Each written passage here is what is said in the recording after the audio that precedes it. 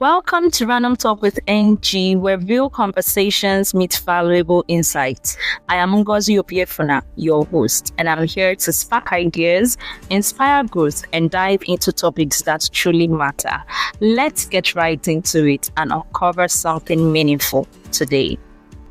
So last week on Random Talk with NG, we had a delectable guest, Similoluwa, who shared her thoughts or her introductory thoughts on the fear of being perceived. I know we started with the definition and then moved on to one of the root causes of that fear of being perceived. And on today's episode of Random Talk with NG, we'll dive into other deep-seated causes. And before we commence, I just want to say thank you for your comments last week. Thank you and welcome to the new followers and subscribers of Random Talk with NG. I hope that our various episodes on Random Talk with NG adds value to your life in any way that it can. So let's get right into today's topic and continue on the fear of being perceived. So what other root causes do you have to share? Okay, I think another root cause is comments. Comments that people make. Snide remarks. The kiki that they were like, and then the kiki after it to soften the blow. And they have eaten deep. Before you know, you realize that you're trying to be what you should, and it's so subtle. Yeah. And especially if you also surround yourself with the wrong people, if they're saying it every day. Yeah. If you surround yourself by the wrong people, and then every day like, this your hair self, won't you something, this your this thing, and then they say it every day. Before you know, you begin to have an insecurity that didn't exist before, that you begin to have an issue with yourself something you even thought was fabulous about yourself, now you're thinking that is problematic. Right. So I remember that growing up, I used to be very slim that you'd even think I was sick, and my mom would be like, eat, because I hated food. Even now, I'm still not a fan of food, but I know I was really very, very skinny. Not even slim, skinny was the word. You could see all the bones. Even after eating, you could see all the bones. But over time, I started gaining weight, and then I met someone that I knew back in school, in secondary school, and then we reconnected, and he didn't make that statement almost immediately. He chatted me up on WhatsApp, and then the next thing he goes, "You are now so fat though." Okay. And he said, "It's better you return to how you were before." And my question to him was, "How is your business?" Right? I just put, "How is your business?" And I just blocked him because it's too early for it to come and be stressing me. I think that's you are now so fat. It was not coming from a place of joke, and then you should know those that you can make such jokes with. It's not a positive comment to make. There's no joke. Ways to even tell people, and the way it sounded, I did not even fancy it at all. In my head, I'm like, "Oh, sorry, I do not even want to go back to how I was before." I know how it was, so I know what I want. I want to clap. That's what I want to do. I want to clap for yourself in that moment that blocked him, because that's the only way to treat this. Like, we are already getting to the point of sort of giving solutions, is to say like a lot of our fear of being perceived actually comes from comments. So it is up to us to filter it. A whole lot of comments. It is up to us to filter it, because half the time these people making these comments, they don't really know themselves. Some of them are projecting. Some of them is self-hate. It's like, I really wish I was like you, but then because I can't be like you, that's why I'm going to make these snide comments. Though before they get to their place of self-awareness and self-healing, don't let them give you insecurity. The best thing to do is to just like cut people like that from your life and stuff. So like that was like a good one. I know that at some point, I was really I was really very insecure. I did not even know what I was insecure about. And then it took me time before I even started this particular podcast because, I was just thinking, what will people say? Well, I remember sharing this idea with someone that used to be a friend of. And she was like, no, it's just waste of time. Nobody's going to listen to you. That anybody is interested in listening to podcasts. What do you mean by you don't want to talk about, relationships? Not about. And I'm like, I'm sorry, I just want to add value in the best way I can. And she was like, no, that's going to be so boring. You will not have anyone listening to you. And here you are. I was like, okay, maybe everybody just wants what's hot, what's trendy, but it's not my kind of person. I don't have time to start, discussing people because that quote when it's just not even positive. Exactly. Does not make sense. What am I coming to discuss? Exactly. This is trending. I just want to add value. Just talk about anything and everything that adds value. And after a while, I just said that okay, I did not even need to care about whatever she thought about it. So I spoke with the people that mattered per se, people that I knew that were going to encourage me, point me to things and things I needed to watch out for. And if I really wanted to discuss value adding topics, especially on my podcast, then I should feel free. And they were encouraging me all the way to get. And then along the line, this person came back to say, so it seems like your podcast is growing. I'm like, oh, really? Is it? He said, but I just thought that, okay, how about... Don't worry. Don't worry. I'm just fine. Don't worry. Fine where I am. I don't need your input right now. I don't need it at all. I don't need your validation or your invalidation, as the case may be. So just that is it. Everybody's just fine. Because if you keep on listening to what people have to say, everyone always has an opinion on something. And they've dropped it and left you this thing and they've gone and they've forgotten. They've forgotten. It's not left with you to now start thinking and brooding over it, and you're just worrying yourself unnecessarily. So yeah, that comment thing really plays a huge factor. It really does. It really does. And I thought your former experience on adding weight, mine is even funnier because I wanted to add weight. As a child, I saw people who look like me now, and I used to be like, my mommy, I like how auntie something looks like. I want to look like auntie something when I grow up. My mom still says it till now that like I was so obsessed with being like big and chubby and everything. And lo and behold, the Lord that answers prayers answered my prayers. Exactly. But then, the fear of being perceived still comes in where I was now then something that I like, something that I had a natural affinity to even as a child. Meaning that at my most core self, I like this stature. But because people started sort of making comments and side by side, at some point, I was like a bit, I let it get to me.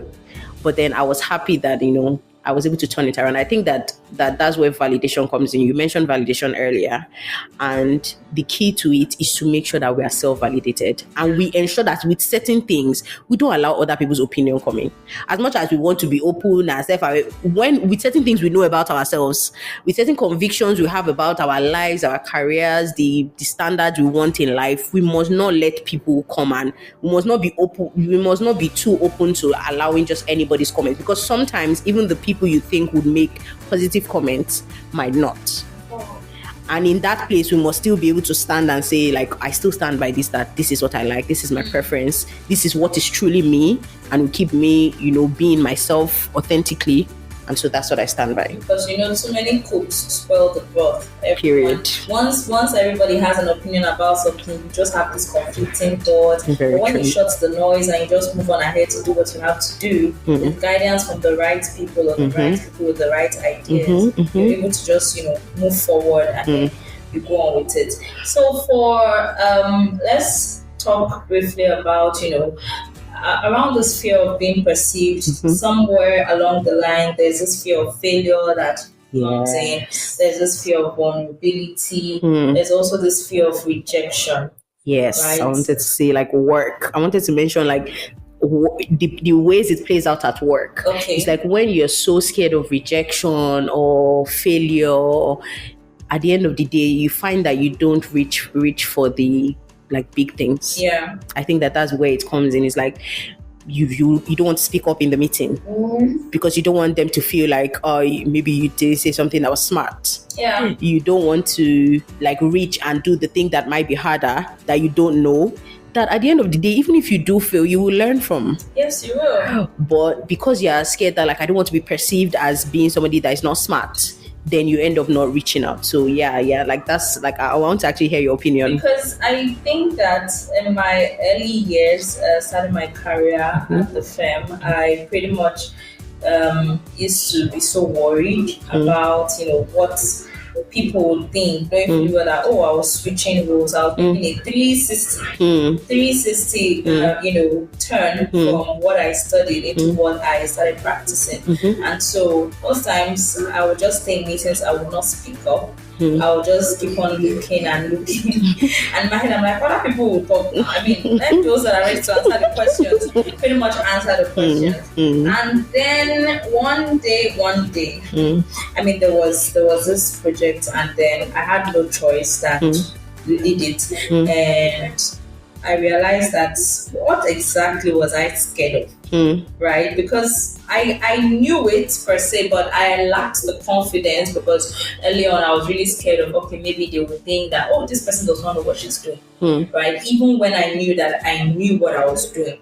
But along the line, because I just kept on recoiling back into that particular shell, it began to affect me. Wow. And then, growing in the firm, you know how the firm is, as you're growing, the pyramid becomes steeper, and then more people are leaving, the attrition rate, everything. You have no choice. So you come out. I mean, by fire, by force. That mistake you need to take, right? Because when you get to talk, you cannot make that mistake again. So I know that for quite some time, that fear of being perceived held me down, and it held me down a whole lot. I just had to take the courage to, at this point in time, if you know it, you speak up, because you find out that sometimes you may know it. When you speak up, what you think you know, you really do not know it. Okay, I wanted to say, like, maybe some people have even had experiences where they ended up speaking up and then it was a success. But me, I have had the experience where I've had the experience where I even did, the fear of being perceived is what makes you not want to reach for the hard things. Yes. I've had the experience where I reached for the hard thing and I failed at it. But it is also not the end of the world. Yes. I think that's what I learned from it, that like I still shouldn't be scared of being perceived or reaching for the thing that's, because even if I do fail, it is not the end of it. Because why? At the end of the day, I will still learn from that experience and pick myself back up and succeed next time. Most times, most of my coaches and my team members this much know that. Because I know that, okay, when I did it and I did it this way, I failed at this particular aspect. I failed here, I failed there. Once we're in, I'll be like, okay, what you do? That lane is not correct. There are specific things when I'm being reviewed and I see. And then I remember calling the attention of my team members and said, please, this particular thing is not correct too. It should be this way. And my team member said, no, that's not true. That this is how it should be. I said, see, let me tell you. This is coming from a place of experience. Because I know that I did that thing in the past and I was corrected about it and said that, okay, this is not correct. And I also argued the same way you are arguing. And then he went on ahead and said, no, like, he really disagrees with me respectfully. I said, that's fine. No problem. Just go on ahead to the next person above you. You're going to learn. One way or another.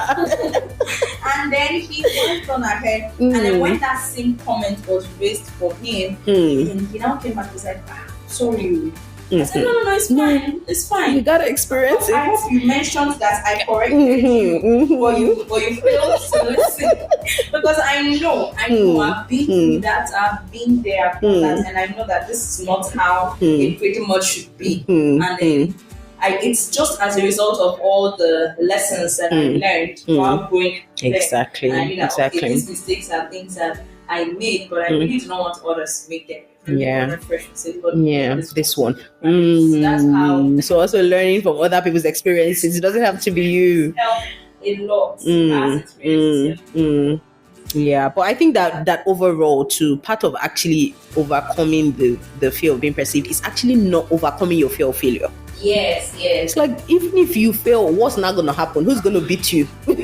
So before we even move on to this, overcoming the fear of failure, this fear of overcoming the fear of being perceived, this fear of failure, I remember I had it before we started the podcast. We were talking about sleep, right? And the fact that I was always getting close, the fact that I was always getting close to the pass mark was troubling, because at some point when I enter into the exam and I started, and then maybe I just questions that I'm not well versed in, it just throws me off guard, and I start having these thoughts that I feel this one, and I think about the how much the exchange rate, and I'm like, this money will have to be coughed out again in the next few months. So that fear of failure is really limiting.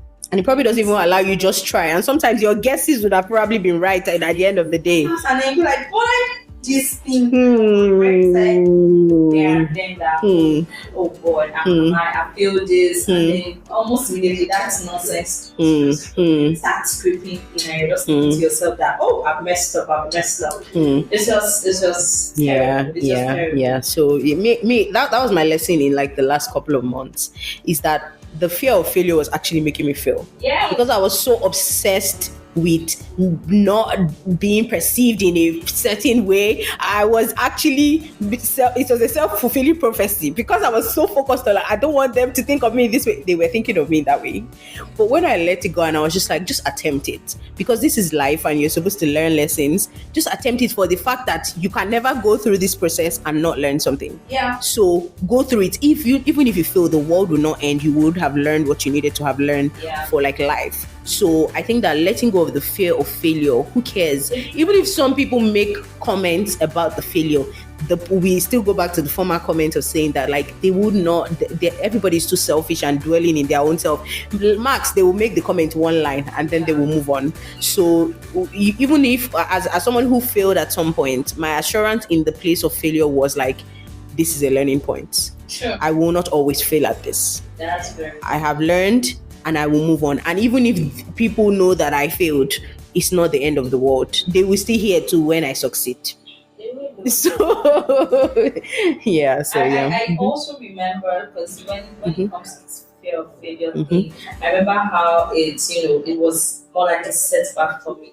For the first 6 months, for like 6 months between September and April, September last year and April this year, because, working on 2 projects, and it was my first time in that kind of position, and then I had to act double position.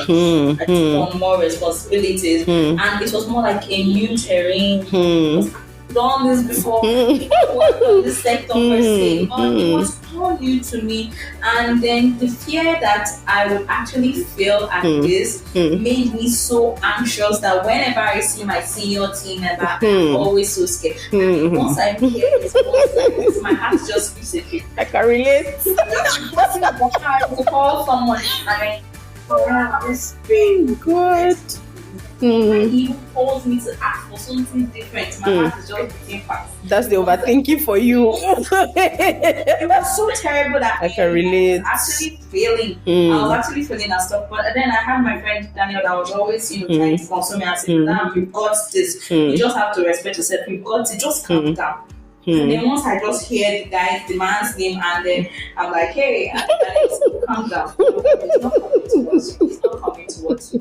And I think the anxiety even ends up making us not like sort of see clear. And after that, I had a detailed feedback session. I plan on, doing a podcast episode on feedback, how it can help us and how best it should be given.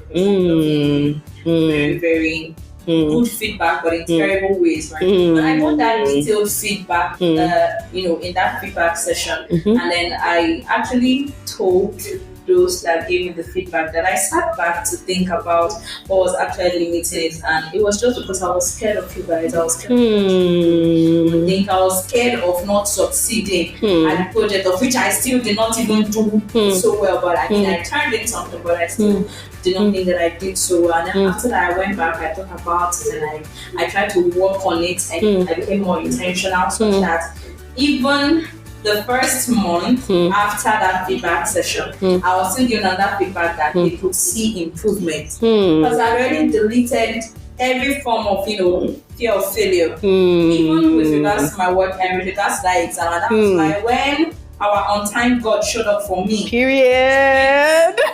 In that exam that I wrote, I did not even allow any intrusive thoughts around failure or, oh God, so what's going to happen? What's the downstream impact of failing this exam again? It's just, I did not even care. I shut off everything that has to do with fear in general, right? Because people would say they're like false evidences appearing real, but that really helped. So with regards to work, with regards to daily living, I'm not scared of failing per se. Let's just try it out and see. Do your research, try it out, see, and don't really care about what people think about you.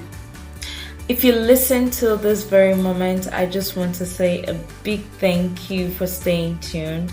Next week, Sunday, we'll be concluding this topic, the fear of being perceived, where Simi and I will be sharing strategies to overcome the fear of being perceived. If you enjoyed this episode, don't forget to leave a comment, share with someone who needs to hear this, and don't forget to follow. Till I come your way next time, this is Random Talk with NG. Have a beautiful, beautiful week ahead.